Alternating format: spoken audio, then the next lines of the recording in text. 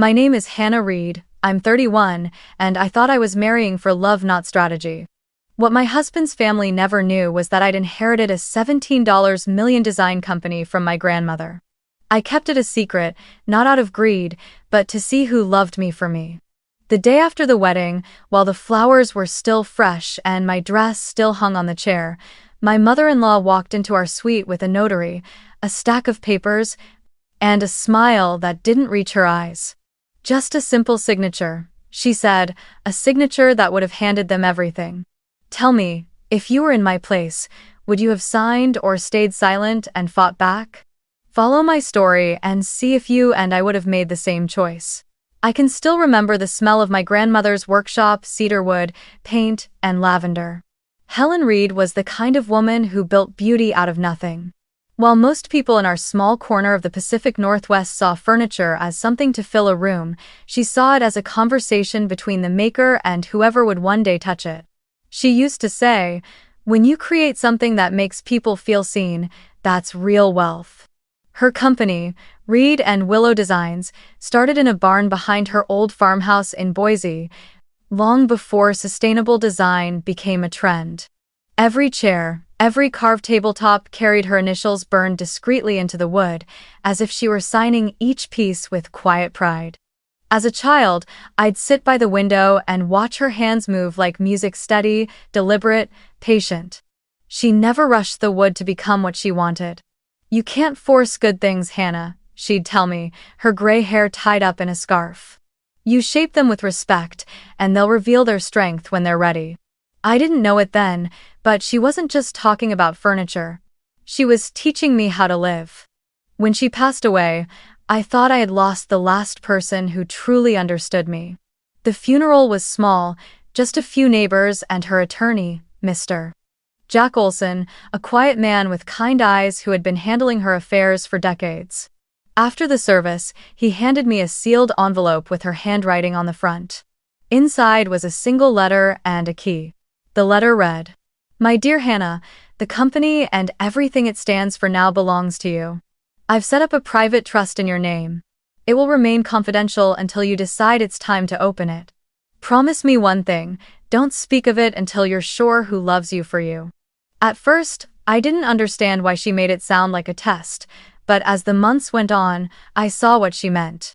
People treated me differently when they thought I had something to offer: favors, money, connections. So I stopped mentioning the company entirely. Mr. Olson handled the legal side quietly, setting up a trust called the Reed Legacy Fund, where all ownership documents were stored. Only he and I had access. Outwardly, my life looked plain. I kept the old farmhouse but turned the workshop into a small ceramic studio. I taught evening classes at the Boise School of Arts, shaping clay while my students laughed and made lopsided cups. They saw me as just Miss Reed, the quiet pottery teacher who drove a second-hand Subaru and lived with an old cat named Willow. And honestly, I liked that. I liked being invisible. But beneath the calm, the company continued to grow. Reed and Willow had become one of the most respected sustainable interior design firms in the Northwest, its handcrafted pieces now in boutique hotels from Seattle to Portland. I oversaw everything remotely, through encrypted accounts and trusted managers who had worked with my grandmother for decades. The firm didn't need my name in headlines, it only needed my integrity. Sometimes, I'd walk through Boise's farmers market and see couples admire a Reed and Willow lamp or dining set without realizing the woman standing beside them owned the brand. That anonymity was my armor. I had learned that real peace often lived in the shadows, away from the noise of greed and ego. Then one afternoon, while I was cleaning the studio, I heard music drifting through the open window, a soft, familiar melody played on an acoustic guitar. It came from the cafe across the street. I remember looking up and seeing him for the first time: Ethan Moore. He was leaning forward, tuning his guitar, laughing with a child who had tossed him a flower. There was something about him that disarmed me instantly. Gentle eyes, a quiet confidence, the kind that didn't need to announce itself. We met by accident, or maybe not. He started coming to my pottery class on Wednesday nights, claiming he wanted to learn something that doesn't involve strings. He was terrible at it. His cups cracked, his bowls leaned to one side, but he never gave up. He'd stay after class, helping me clean brushes, telling me stories about his students. He was a music teacher at a local high school. Over time, our conversations deepened. He asked about my grandmother, and I told him she'd built furniture for a living. He asked if I'd ever thought of doing the same, and I laughed, saying I preferred smaller things, cups that could fit in your hands. What I didn't tell him was that I already owned an empire of handmade things. When he finally asked me out, it wasn't a grand gesture, no roses, no big speeches. Just a simple dinner at a diner off Main Street, where the waitress knew his order by heart. He talked more about others than about himself, and I found that comforting. He made the world seem safe again. I told myself that not every secret is a lie. That keeping the company private wasn't deception, it was protection. Ethan didn't need to know about the trust, not yet. He loved the version of me that made pottery in a small studio, not the woman who had inherited millions. And I wanted to hold on to that kind of love for a little longer, the kind that wasn't measured in balance sheets or family power. Sometimes at night, I'd hear my grandmother's voice in my head. When people show you what they value, listen closely. I thought I was ready to listen. I didn't know that one day, silence itself would become my only weapon. It happened on a cold afternoon in December, the kind of day when Boise turned into a watercolor, soft, quiet, and blanketed in white. Ethan had asked me to meet him at the park near the frozen lake, the same place where he used to play guitar for my pottery students during summer workshops. I thought he just wanted to take a walk before the storm rolled in. Instead, he stopped beneath a snow-covered willow tree, his cheeks flushed from the cold, and pulled a small box from his coat pocket. The wind carried his words gently toward me. "Hannah, you make every silence in my life feel like peace. Will you marry me?" It wasn't the proposal I had imagined as a girl, no crowd, no fireworks, no ring the size of a chandelier. Just us, two quiet souls who had found warmth in each other. The snow began to fall harder, sticking to his hair, his eyelashes, the wool of his coat. I remember thinking how rare it was to meet someone who didn't fill the air with promises, but instead left room for sincerity. I said yes, and the lake around us was so still it felt like time itself had stopped to listen. That night, while we drank hot chocolate by the fireplace, I caught myself almost telling him the truth about Reed and Willow, the inheritance, the trust, the empire built from my grandmother's hands. But then I saw the way he looked at me, like I was enough exactly as I was. A voice deep inside whispered, "Not yet. Let love breathe before money changes the air." So I kept my secret, not out of deceit, but out of fear that if he knew, everything between us would shift. I didn't want to test whether his affection could survive the weight of $17 million. Ethan's family lived in Dallas, Texas, a world entirely different from mine. Where Boise was calm and unhurried, Dallas was steel and skyline, ambition and etiquette. His mother, Evelyn Moore, was a woman who spoke like every word had been rehearsed. She ran a large real estate firm that bore her husband's name, though everyone in the industry knew it was her empire. The first time I met her, she took my hand in both of hers, smiled, and said, "So you're the artist. How refreshing." The pause before refreshing told me exactly what she meant. Dinner at the Moore house was an event, not a meal. Their dining room chandelier looked like it could light a ballroom, and even the napkins had a monogram. Evelyn sat at the head of the table, discussing business mergers as if they were family gossip.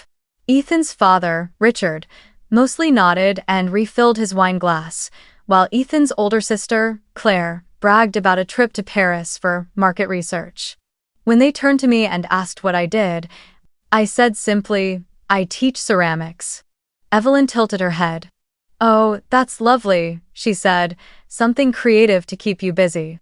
After dinner, Ethan walked me to the car and apologized. "Don't take it personally," he said softly. "They've always lived in their own world." I smiled and told him I didn't mind, but the truth was, I did. I could feel the invisible lines Evelyn drew around her family, the kind that separated us from them. And I already knew which side she thought I belonged to. Still, Ethan's kindness outweighed everything. He was patient, gentle, and so unlike the people who shared his last name. He'd call me from Dallas, tired after meetings with his mother, and say things like, "I miss the smell of clay on your hands." When he came back to Boise, he'd sit in my studio, humming while I worked, turning my quiet life into something that finally felt full. When he asked me where I wanted to get married, I told him I didn't care as long as it was somewhere honest. He laughed and said, "Then I guess my mother's estate might not qualify." I thought he was joking. I was wrong. The wedding took place 6 months later at the Moore family estate, a sprawling ranch just outside Dallas, surrounded by oaks and white fences that seemed to stretch for miles. Evelyn insisted on planning everything. "It's tradition," she said. From the catering to the flower arrangements, her touch was everywhere. She even picked my dress designer, explaining that she'd already secured a family discount. On the surface, it was beautiful. The guests were perfectly dressed, the orchestra played beneath a glass canopy, and the champagne never stopped flowing. But beneath all the elegance, I felt something cold. Every detail seemed designed to remind me that this was her world, not mine. As the ceremony began, I caught sight of her whispering to a woman beside her, both of them smiling. When I walked past, I overheard the words that would echo in my mind for days. "At least my son chose someone normal. A teacher, not a gold digger." The woman laughed. Evelyn added, "And without money of her own, she'll stay grateful." I didn't flinch. I smiled the way I always did when I didn't want people to see how deep their words cut. But somewhere inside, a small part of me tightened, as if my grandmother's warning had just whispered through the wind again. "Listen closely, Hannah." That night, after the guests were gone and the house had gone quiet, I stood by the window of our suite, still wearing my wedding dress, watching the last of the lights fade from the garden. Ethan came up behind me, kissed my shoulder, and said, "You okay?" I nodded, lying through my teeth. He looked tired, happy, oblivious. I thought about the trust locked away in a vault in Boise, about the company that carried my grandmother's name. And I thought about Evelyn's words. "Without money of her own, she'll stay grateful." I smiled to myself, a small, private smile. She was wrong. Gratitude had nothing to do with dependence. My silence wasn't weakness, it was preparation. She had no idea that I had already inherited the one thing she could never control: my grandmother's legacy, and the strength to protect it. For a moment, I let my head rest on Ethan's shoulder, listening to his heartbeat. I told myself to believe in this love, at least for now.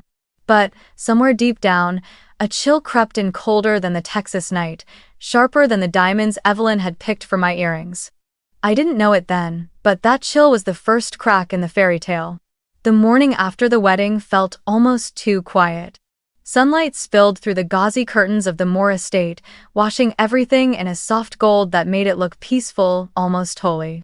For a brief moment, lying there beside Ethan, I allowed myself to believe that this was the start of something gentle. His breathing was slow, deep, the kind of sleep that comes after too much champagne and too much joy. I smiled, brushed a strand of hair from his forehead, and tried to ignore the heaviness in my chest. I slipped out of bed and into a silk robe, padding across the polished hardwood floor. The house was enormous, echoing with silence. Somewhere in the distance, I could hear the faint hum of a vacuum cleaner, the clatter of dishes being stacked. When I reached the hallway, a young housekeeper appeared, her expression polite but uneasy. "Mrs. Moore," she said carefully, "Mrs. Evelyn asked that you join her in the reading room." Something in the way she said it, almost apologetic, made my stomach tighten. I thanked her and followed the long corridor lined with portraits of the Moore family. Stern men in dark suits, women with pearls and perfect posture. The weight of legacy pressed down from every frame. When I reached the reading room, the door was already open. Inside, Evelyn Moore sat at the head of a mahogany table, posture impeccable, a cup of black coffee untouched before her. Next to her stood a man I had never seen, a notary, judging by the seal on the table and the briefcase at his feet. The air smelled faintly of leather and cold paper. Evelyn looked up, smiled, and gestured for me to sit. "Good morning, dear," she said, her tone syrupy sweet. I hope you slept well. I thought we could take care of some quick paperwork while things are still fresh. I glanced at the documents spread neatly before her. The titles were bold: clinical, power of attorney, and post, marital financial alignment agreement. The notary began organizing them, sliding one toward me with a practiced motion. Evelyn folded her hands. This is all standard procedure, of course. Just a simple way to unify assets now that you and Ethan are married. It keeps things clear, avoids confusion in the future, you understand. Her words dripped with assurance, but every syllable set off alarms in my head. I sat down slowly, running my fingers across the first page. Legal jargon stared back at me. Transfer authority, joint management, marital consolidation of assets. Every line was designed to sound protective, not predatory. And yet, all I could hear was my grandmother's voice whispering, "Listen closely, Hannah." I looked up at Evelyn. "You already have a family accountant and attorneys, right?" "Of course," she said lightly. "But this is about transparency, dear. It's important that we all work together as one family now." "Ethan agrees, of course." I looked at her, then at the notary, who avoided my eyes. My heart was pounding, but I kept my voice steady. "I appreciate that," I said softly, "but I'd like to review these with my lawyer before signing anything." For the briefest second, her expression cracked. The smile faltered, just slightly, before returning with practiced grace. "Oh, of course," she replied, her tone suddenly cooler. "If you think that's necessary." "It is," I said. The silence that followed was sharp enough to cut through the morning calm. The notary pretended to shuffle papers, but the sound was too loud, too obvious. Evelyn leaned back in her chair, crossing one leg over the other, eyes narrowing not in anger, but in calculation. I could almost see her reassessing me, like a chess player realizing her opponent might not be as easy to corner as she thought. "Ethan didn't mention you had a lawyer," she said finally, voice silk but with a hint of steel underneath. "I handle my own affairs," I replied. "It's a habit my grandmother taught me." Her fingers drummed against the table once, twice, then stopped. The notary cleared his throat and began packing up his papers, unsure whether to stay or leave. Evelyn rose from her chair, still smiling, though her eyes had gone flat. "Well," she said, "I suppose we'll continue this later. I'll let Ethan know you're being thorough." She walked me to the door, every step deliberate, her heels striking the floor like a metronome. When I reached the hallway, she leaned in slightly and said, almost sweetly, "Marriage is built on trust, Hannah. I hope you remember that." I smiled back, calm, unshaken. "It is," I said, "and trust is built on honesty." Her smile froze. That was the moment I knew.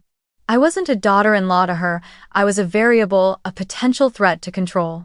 When I returned to the bedroom, Ethan was awake, scrolling through his phone. He looked up, bleary-eyed, and said, "Hey, Mom said you were signing something with her this morning?" "Just some financial forms," I said, slipping into bed beside him. "I told her I'll review them with my lawyer first." He frowned, half asleep. "You really don't have to make things complicated, hon, she just wants to help." "I know," I said quietly, brushing a speck of lint from the blanket. "That's what worries me." He didn't hear the edge in my voice. Or maybe he chose not to. Within minutes, he was asleep again. I lay there staring at the ceiling, the hum of the air conditioner filling the silence. Somewhere below us, I could hear Evelyn's voice echo faintly through the hall, crisp and low, giving instructions to the staff. Her control reached every corner of this house, every voice, every decision, every lock. But what she didn't understand was that I had grown up under a woman far stronger than her, a woman who taught me that silence could be a fortress. I pulled the covers closer, took a slow breath, and closed my eyes. It was only the first morning of my marriage, and already I knew the war had begun. It started subtly, so subtly that at first, I almost convinced myself it was just my imagination. The tone of the house shifted. The staff, who had once greeted me as Mrs. Hannah with kind smiles, began referring to me as Mrs. Moore, but not the way they said it to Evelyn. With her, it was reverent. With me, it sounded like a title they'd been instructed to use for formality's sake, a polite way to keep me at a distance. The warmth in their voices was gone, replaced by the careful neutrality of people who knew which side of power their jobs depended on. At breakfast one morning, I noticed Evelyn had begun assigning me a place at the far end of the table, away from the family discussions. She called it tradition. The men sit closer to the head so we can discuss business without boring you, dear. I smiled, nodded, and stirred my coffee, letting the bitterness settle on my tongue like armor. Days later, while reviewing our bank app to pay a few art supply invoices, I noticed something strange. A transaction of $20,000 had been withdrawn from the joint account Ethan and I opened right after the wedding. The memo line read, "More Advisory LLC. Investment transfer." I stared at it for a long moment, my pulse slowing, my stomach tightening. It wasn't the amount that unsettled me, it was the quiet confidence behind the action, as though my consent had never even been considered. That evening, I brought it up gently. Ethan was in the den, plucking his guitar and humming. I waited until he finished the song before I spoke. "Hey," I said softly, handing him my phone. "Do you know what this transaction is about?" He glanced at it, barely interested. "Oh, that. Mom needed to move some funds for a short-term investment. She said it was temporary. I must have forgotten to tell you." "You forgot to tell me that $20,000 was leaving our account," I asked, keeping my voice even. He looked up, smiling as if it were nothing. "It's not like it's gone. Mom's projects always make the money back. She's been doing this forever. Don't worry, she'll return it." I waited for a moment, studying his face. "Did she ask you? Or did she just do it?" He hesitated. "She handles the family finances, Hannah. That's how it's always been." There it was, that sentence. That's how it's always been. The quiet surrender of a son who had never been allowed to stand on his own. I could see the pattern now. His mother's approval was the gravity that kept him anchored, no matter how much of himself he had to lose. I didn't argue. Instead, I nodded, pretending to understand. "Okay," I said simply. But inside, something in me shifted. That night, after Ethan fell asleep, I went to the small desk in our guest room and opened a fresh notebook. I titled the first page, "Records."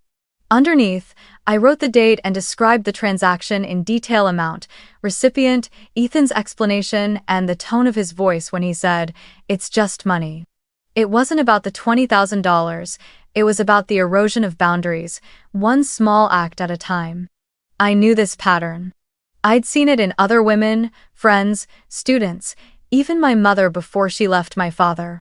Manipulation rarely arrives with raised voices or broken dishes. It comes disguised as family trust, as tradition, as good intentions. It asks for small compromises until you no longer recognize what was yours to begin with. Evelyn had built an empire on that exact principle. I began to see how she controlled her world not through shouting but through quiet ownership of everyone else's choices. Her power wasn't loud, it was systemic. In the following days, the isolation deepened. Invitations to family dinners accidentally got lost. Decisions about the house repairs, renovations, even what cars we'd use were made without me. When I gently mentioned that I felt out of the loop, Evelyn smiled and said, "Oh dear, we just didn't want to bother you with the boring stuff. Your newlyweds enjoy it." But her eyes told a different story. Ethan seemed oblivious, happy to exist in his mother's orbit. He'd come home with new watches, new shoes, gifts from Mom, he'd say, as if the woman buying his wardrobe were simply showing affection. When I asked him if he ever felt she crossed lines, he looked at me with genuine confusion. "She's just helping us," he said. "You take everything too seriously."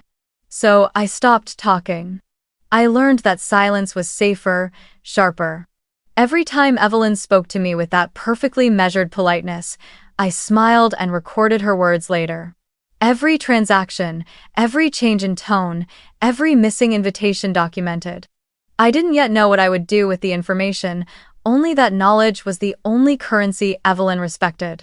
One afternoon, while I was sketching in the garden studio, Evelyn appeared at the door, a cup of tea in her hand.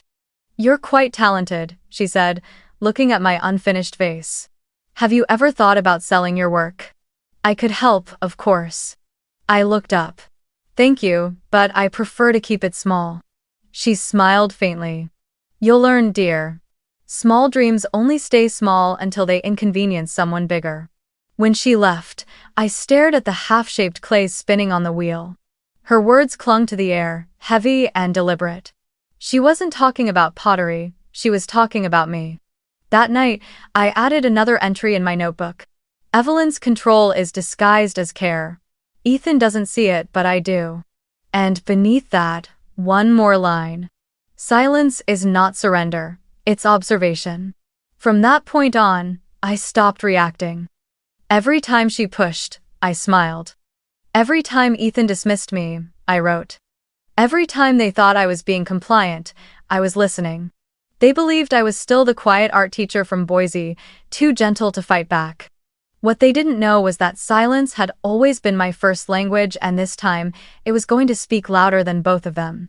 A week later, I booked a flight back to Boise, telling Ethan I needed to clear my head and visit an old friend. He didn't ask many questions, he rarely did when it wasn't about his mother's world. He kissed my forehead distractedly that morning, already on a call with one of Evelyn's financial advisors. As the plane lifted off from Dallas, I looked down at the endless sprawl of glass towers and highways fading beneath the clouds, feeling the tension in my body loosen with every mile of distance between us. When I landed, the air smelled different, cleaner, freer. The mountains framed the horizon like quiet sentinels, and for the first time in weeks, I could breathe without feeling watched. I rented a small car and drove straight to Jack Olson's office, the same man who had helped my grandmother set up her trusts years ago. His office looked exactly as I remembered. Shelves of legal books, old photographs, and the faint scent of cedar polish. He stood when I entered, his face lighting up in recognition. "Well, if it isn't Helen's granddaughter," he said warmly, shaking my hand. "I was wondering when you'd come see me. You look just like her when you're worried." I smiled, trying to hide how close to the truth that was. "I think I might be in trouble, Jack." He motioned for me to sit. "Tell me everything." I placed the documents Evelyn had given me on his desk, the power of attorney forms, the financial consolidation agreement, and copies of recent joint account statements. He read silently, his brow furrowing deeper with every page. After several minutes, he looked up, removing his glasses.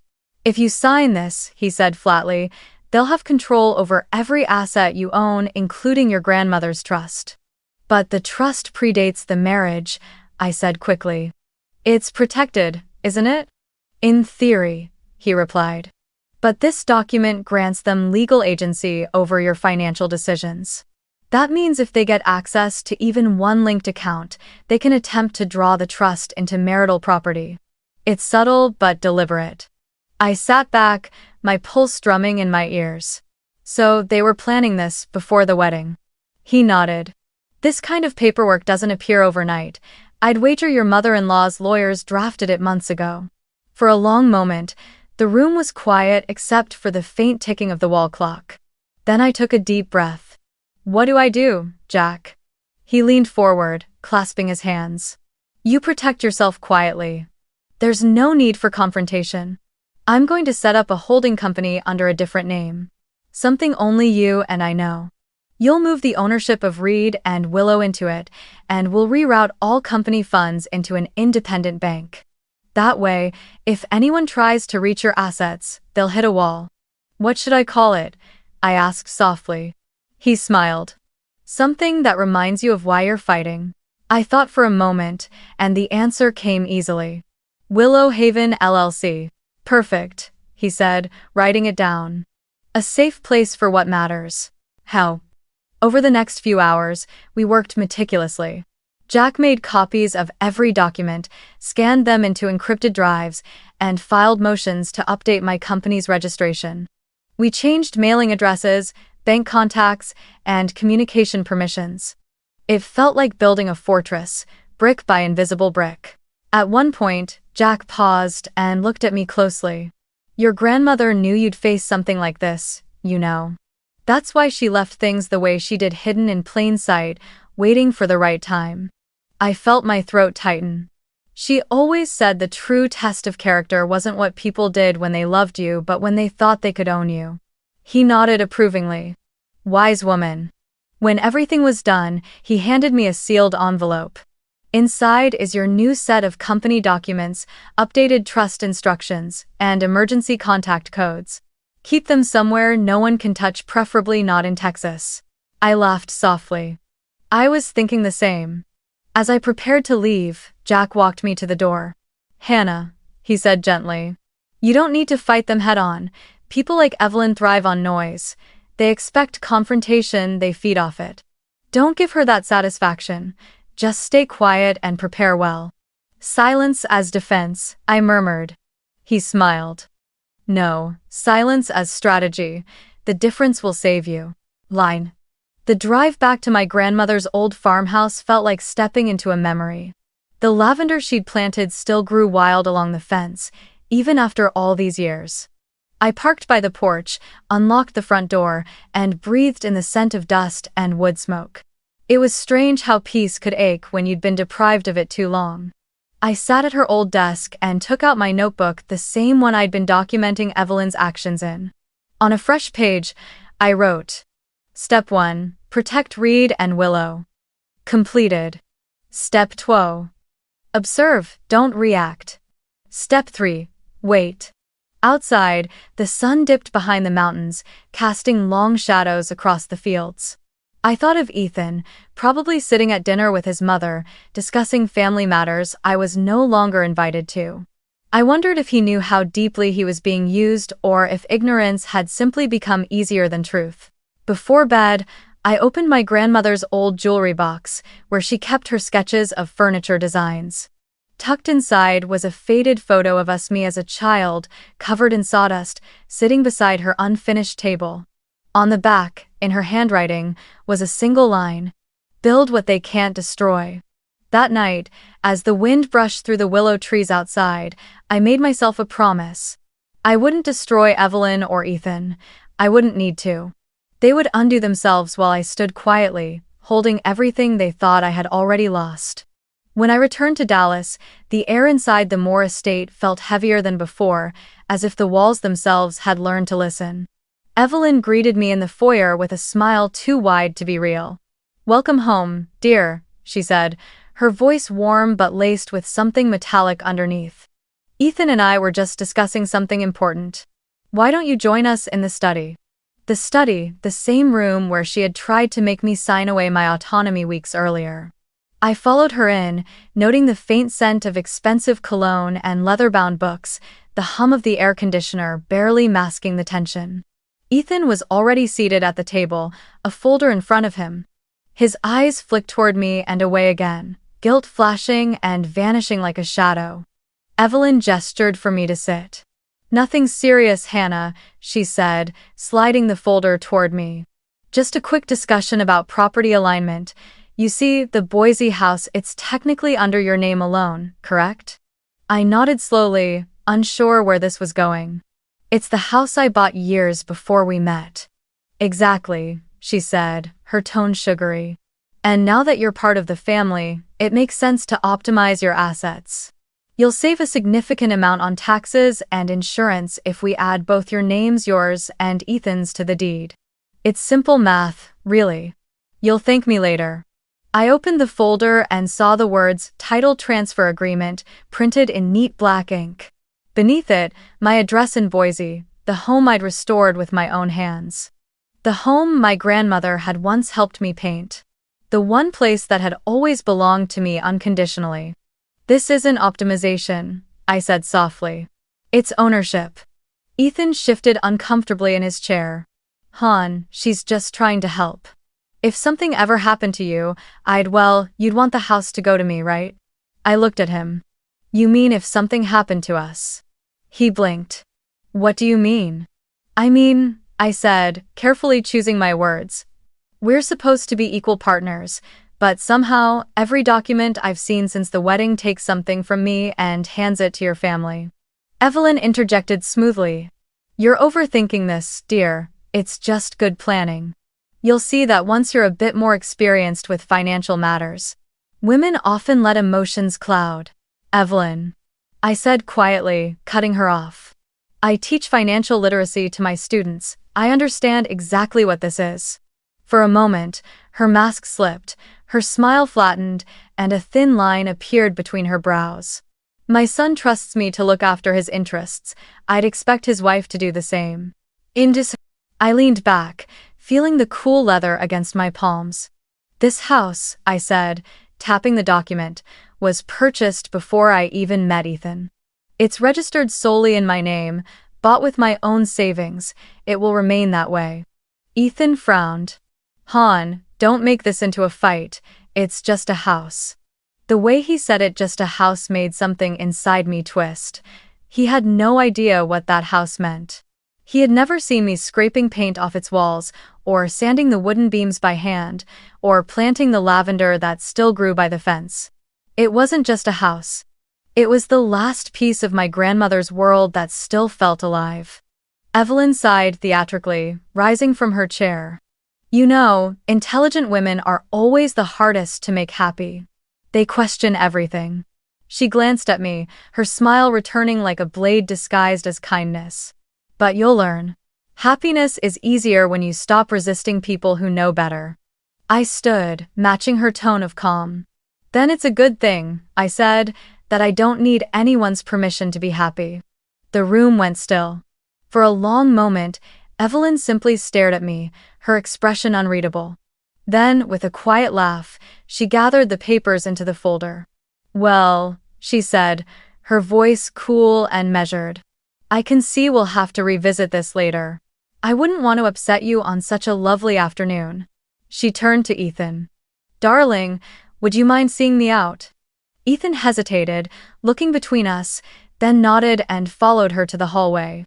Through the half-closed door, I heard her whisper something low and sharp, though I couldn't make out the words.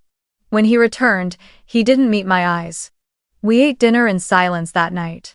I watched him across the table, his jaw tight, his hands restless.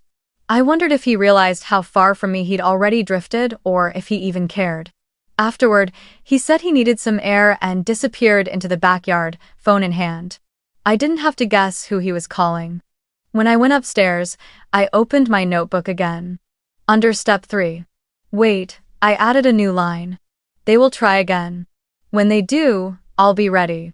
The next morning, Evelyn's car was gone, but the residue of her presence lingered like perfume sweet, suffocating, impossible to ignore.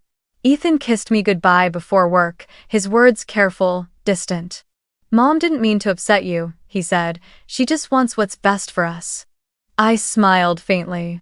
I know, I said. That's what makes her dangerous. After he left, I sat by the window and watched the Texas sun climb higher, burning away the morning haze. Somewhere deep inside, the fear that had once paralyzed me was gone, replaced by a quiet resolve. Evelyn thought she was tightening her grip, but in truth, every move she made only showed me where to place the next brick in my defense. I closed the notebook, whispering to the empty room.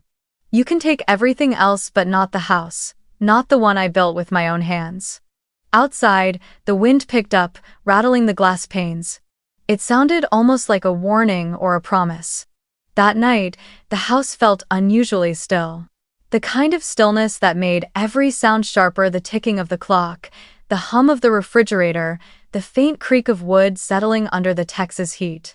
I was in my studio upstairs, glazing a ceramic bowl I'd started weeks ago, when I heard it.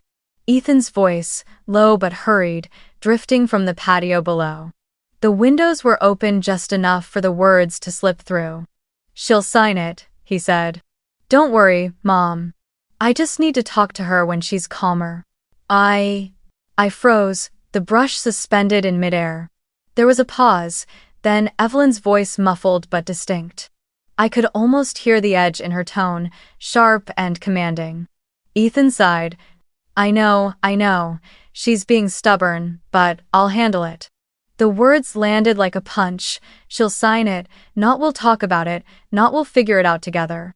He was reassuring her about me, about my compliance. I set the brush down, wiped my hands on my apron, and reached for my phone. With trembling fingers, I pressed the record button and let it capture everything. His voice, her faint but unmistakable responses, the final words that shattered any illusion I had left. "She won't risk upsetting you," Ethan said softly. "She's too polite for that." When the call ended, I stood there for a long time, staring at nothing. My reflection in the studio window looked like someone I didn't recognize, a woman who had mistaken patience for love, silence for safety. I saved the recording, labeled it Friday night, and slid the phone into my pocket. The next morning, I woke early. The air was thick and humid, the sky a dull gray. Ethan was already dressed, standing by the mirror, adjusting his tie. "Mom's coming by later," he said casually. "She wants to clear the air." "Clear the air?" I repeated. "Or finish the paperwork." He hesitated, then forced a smile. "Hannah, please. Don't turn everything into a fight." "I'm not fighting," I said quietly. "I'm just listening." When Evelyn arrived, she wasn't alone. This time, she brought the notary again, the same one who'd sat in the study weeks ago, looking as uncomfortable as ever. He carried a leather folder, thick with documents. Evelyn didn't waste time on pleasantries. "Good morning," she said briskly. "I thought we could finally settle this.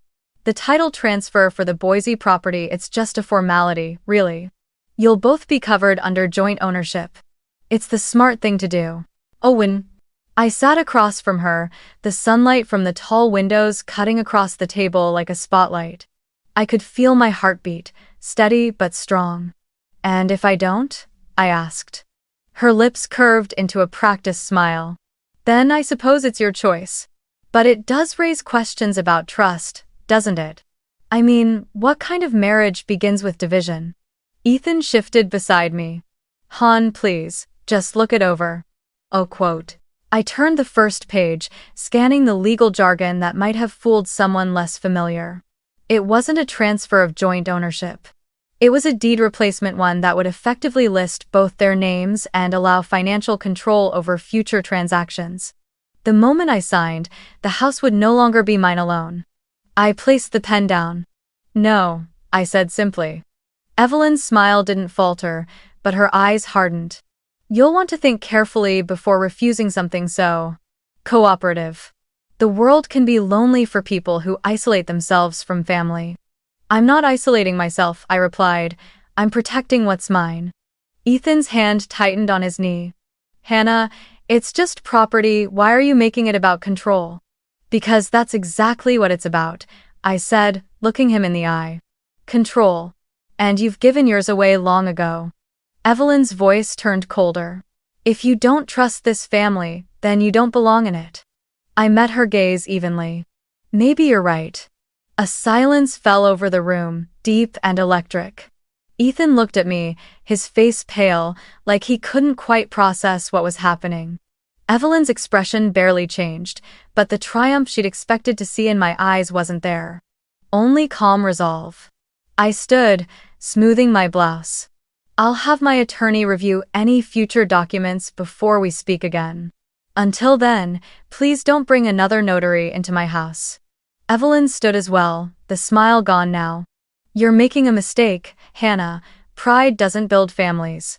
"No," I said quietly. "But deceit destroys them." I walked out before either of them could answer. The air outside felt thick, the Texas sun pressing against my skin. My hands were trembling, but not from fear, from release. Back in our room, I locked the door and sat on the edge of the bed. My phone buzzed with a new message from Jack Olson. "Documents secured. Willow Haven is fully protected. Don't engage directly, observe only." I exhaled, the tension slowly draining from my body. For months, I had played the part they expected. Polite, accommodating, quiet. But now the mask had slipped, Evelyn's, not mine. I had seen the woman behind the perfect hair and the flawless pearls. And I had seen the man beside her, torn between two loyalties and too weak to choose the right one. That evening, I packed a small suitcase.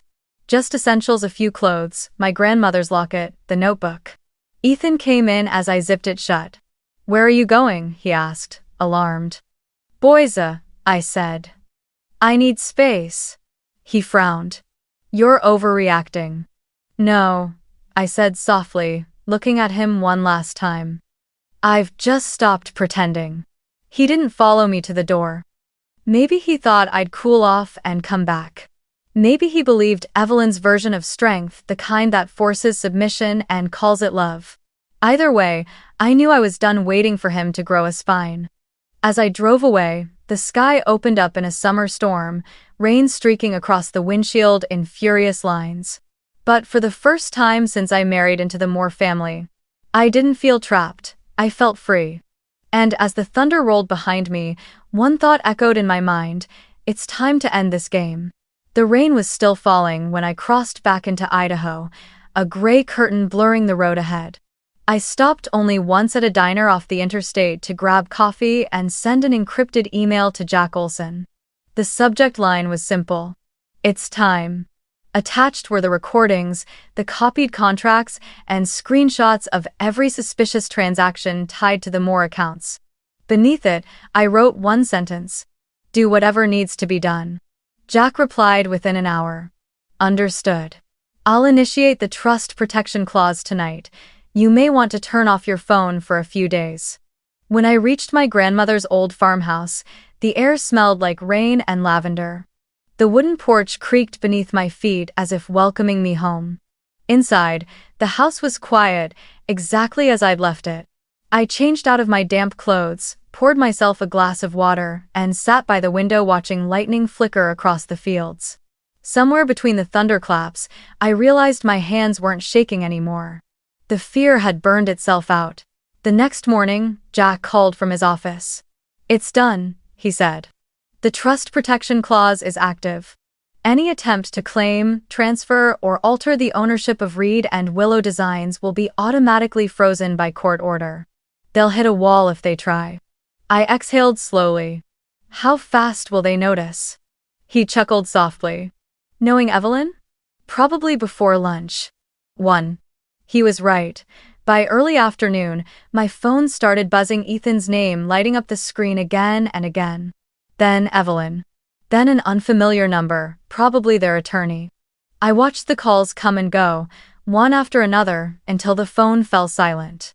Later that evening, Jack forwarded me an email from the Dallas County Registrar's office.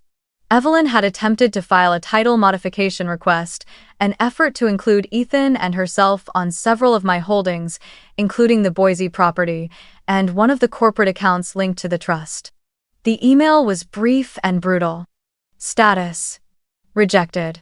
Reason: trust, protected property, pending legal review. Note: attempted filing conflicts with existing trust clause restrictions. Case ref #445. D. Reading it, I felt an unexpected calm settle over me. I didn't feel victorious or vengeful, just quietly relieved. The fortress my grandmother had built decades ago still stood, protecting me long after she was gone. Evelyn had thrown everything at me: manipulation, guilt, deceit, and still, she had underestimated the one thing she couldn't see: preparation. That night, I sat on the porch with a cup of tea, the crickets singing somewhere in the distance. The phone on the table lit up again, Ethan calling for the 15th time. I watched the screen blink until it went dark. Then came the texts. Han, please pick up. Mom says we can fix this if you just talk. I didn't know she was filing anything. Please believe me. You're overreacting. The last message made me laugh softly, but with a bitterness that surprised even me. Overreacting. That was the word he'd always used to make me smaller, to keep me manageable. I set the phone face down and let the silence swallow the noise. In the days that followed, news traveled quietly through the legal corridors of Dallas. Evelyn Moore's name began appearing in whispers among courthouse clerks and attorneys, a woman suddenly tangled in a trust dispute she couldn't control. For someone so obsessed with reputation, that kind of attention was poison. Jack kept me updated. Her lawyers called this morning. He said one afternoon. They were furious. Apparently, she's convinced you hired some powerful firm to block her. I didn't, I said, smiling faintly. Just you and a grandmother who believed in good planning. He laughed. Well, she planned like a general. By the end of the week, the financial pressure had shifted. Evelyn's attempt to move funds through Moore Advisory LLC was flagged by her own bank for irregular authorization, thanks to the freeze linked to my name. Every time she reached for leverage, the system pushed back, and through it all, I said nothing. Not to Ethan. Not to her. Not to anyone. Silence became my loudest message. It was the one language Evelyn couldn't manipulate. The following Sunday, I received a voicemail. Her voice was tight, controlled, but thinner now, like someone used to commanding storms but finding herself caught in one. Hannah, this is Evelyn. I don't know what you've done, but it's unnecessary. We could have handled things as a family. You're making this more complicated than it needs to be. Please call me back. I replayed the message once, then deleted it. The next day, another arrived, this time from Ethan. I didn't know she filed anything. I swear, I was just trying to keep peace between you two. I'm sorry. I didn't reply. There was nothing left to say. He hadn't been a partner, he'd been a bystander. And silence was the only truth he would understand. One evening, as the sun sank over the hills, I walked outside to the edge of the property where my grandmother's old sign still stood: Reed and Willow. Built from love. I ran my fingers over the carved letters, worn smooth by time. This company, this land, this legacy, it was the only inheritance I ever wanted. Not the money, not the prestige, but the freedom to live without fear. Inside, I wrote one final note in my journal. Evelyn wanted obedience. Ethan wanted comfort. I wanted peace. Only one of us got what we came for. When the phone rang again that night, I didn't even look at it. I just smiled, turned off the ringer, and let the quiet expand around me like armor. For the first time since the wedding, I realized silence wasn't my defense anymore. It was my power. And somewhere in Dallas, I knew that power was already keeping Evelyn Moore awake at night. The courthouse in Austin was colder than I expected. Its marble floors echoed with every step, each sound sharp, deliberate, final. As I walked through the tall glass doors that morning, holding the manila folder that contained months of evidence recordings, financial statements, the rejected deed transfers, I felt an odd kind of calm settle over me. The storm had already passed. All that remained now was the reckoning. Ethan was already there, sitting beside his attorney at the long oak table. He looked smaller somehow, the confidence that once lived in his shoulders gone. Across from him, Evelyn Moore sat pristine as ever, hair smooth, pearl earrings gleaming, expression carved from ice. When her eyes met mine, she smiled, but it wasn't triumph anymore. It was defiance mixed with disbelief, like she still couldn't accept that her control had limits.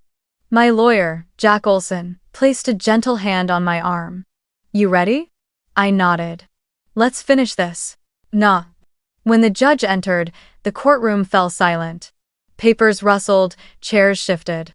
The bailiff called the case number, and the world seemed to narrow down to that single moment, me on one side, them on the other, the truth sitting between us like something heavy and alive. Evelyn's lawyer began first, his tone smooth, almost theatrical. Your Honor, our clients maintain that Mrs. Hannah Moore has engaged in financial deception by intentionally withholding knowledge of substantial assets prior to marriage, assets now proven to be of significant value. He gestured toward the thick binder of documents on the table. This behavior constitutes deliberate fraud, and therefore, we request consideration for marital distribution under equitable claim. Jack rose slowly. Your Honor, he said evenly. If the opposing counsel had reviewed the documents with even the slightest attention, they'd see that the Reed Legacy Trust was established 3 years prior to the marriage. It is a premarital, independently managed entity under federal and state protection. Furthermore, my client has never accessed marital funds for its operation, nor has she commingled assets in any way. End of tree. The judge, a woman with silver hair and the calm demeanor of someone who'd seen every form of betrayal imaginable, flipped through the pages. Mr. Olson is correct, she said. This trust predates the marriage and falls outside the scope of shared property law. Mrs. Moore, she paused, looking directly at Evelyn. Or rather, Mrs. Evelyn Moore, your attempt to claim it was improper and potentially coercive. Evelyn's jaw tightened. The faintest twitch appeared at the corner of her mouth, but she said nothing. Then the judge turned to me. Mrs. Hannah Moore, do you wish to pursue spousal compensation? I shook my head. No, Your Honor. I don't want anything that belongs to them. Jack glanced at me but didn't argue. He knew this wasn't about money. It never had been. Evelyn's lawyer tried once more, his voice rising. Your Honor, regardless of legality, concealing such wealth in a marriage constitutes moral deceit. Her husband had a right to know. The judge closed the file. There's no law against protecting oneself, she said coolly. And if moral standing were the standard in this courtroom, we'd all be on trial. The gavel struck once sharp, echoing. Divorce is granted, trust remains protected. All marital assets are to be divided per standard proportion. Case closed. For a long moment, no one moved. The sound of the gavel still seemed to hang in the air. Evelyn's perfectly painted nails tapped once against the table, the only sign of emotion she allowed herself. Ethan's eyes were fixed on the floor. When the judge left, I stood, gathering my papers. Ethan finally looked up, his voice small, almost lost. You could have told me, he said. I met his eyes, calm. I could have, but if I had, would anything have been different? He opened his mouth, but nothing came out. I didn't hide it to deceive you, I continued softly. I hid it to see who you were when you thought I had nothing. Across the room, Evelyn stood abruptly, her heels striking the floor like gunshots. You'll regret this, she hissed, her composure cracking for the first time. People like you self-righteous, ungrateful you always do. I turned to her, meeting her glare with steady eyes. I don't think so, I said. You taught me something I'll never forget. Power built on control isn't power at all, it's fear. She didn't answer. For the first time, Evelyn Moore had no words. Ethan reached for my hand as if muscle memory compelled him, but I stepped back.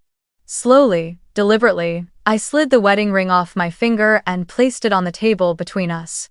I chose the wrong family, I said quietly, but I didn't choose the wrong self. For a heartbeat, no one breathed. Then I turned, signed the final page of the decree, and walked out. Outside, the Texas sun was blinding, heat radiating off the pavement. Jack caught up with me at the courthouse steps. You handled that beautifully, he said. I smiled faintly.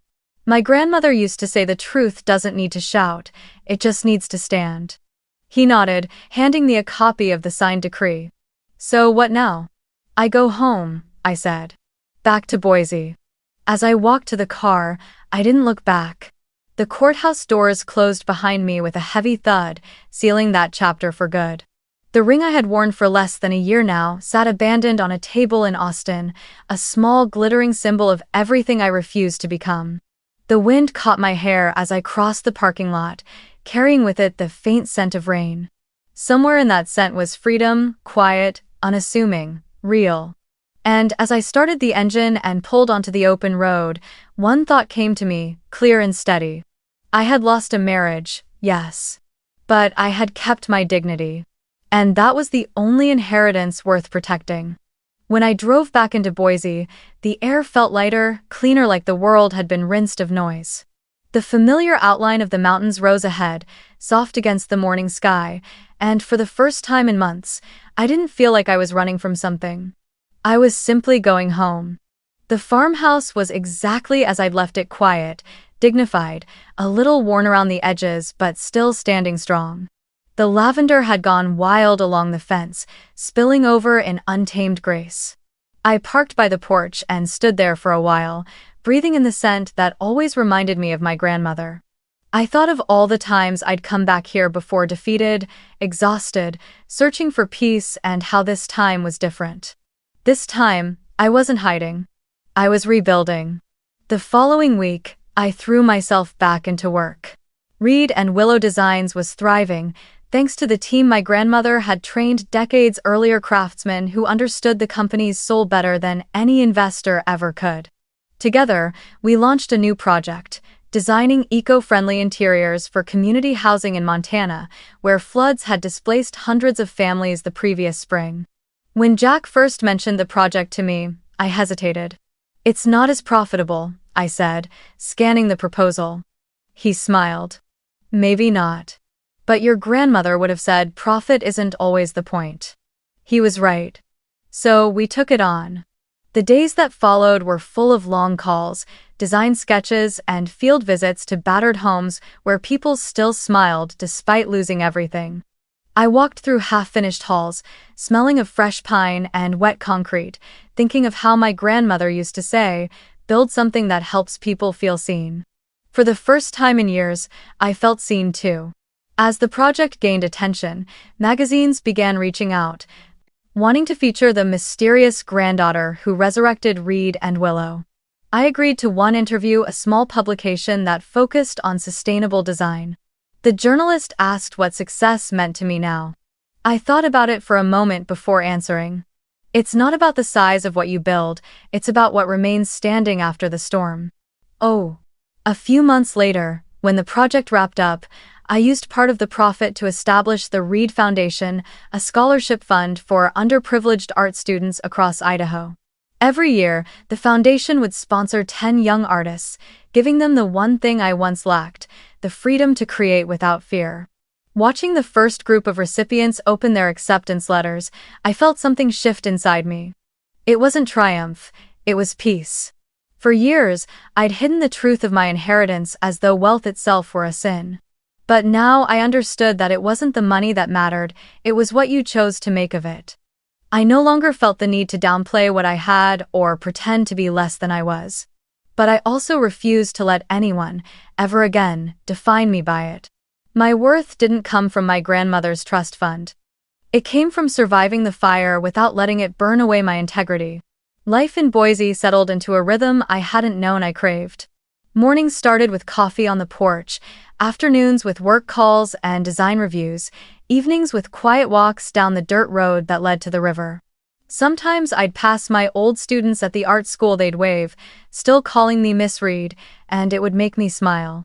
One spring afternoon, I finally decided to reopen my grandmother's old studio. Dust coated every surface, the scent of wood and oil still lingering in the air.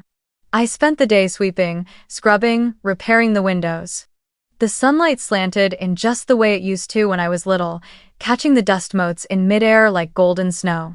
Out back, the small garden had long since overgrown, but a few stubborn lavender stalks had survived.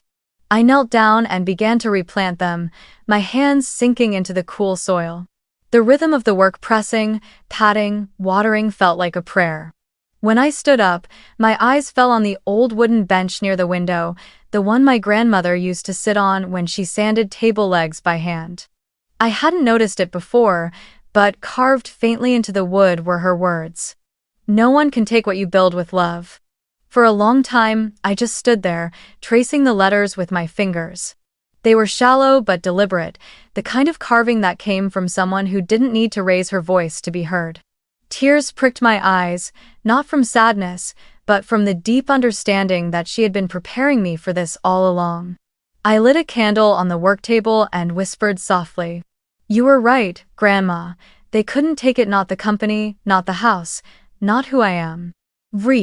As dusk settled outside, the lavender swayed in the evening breeze, and I felt a quiet certainty take root inside me.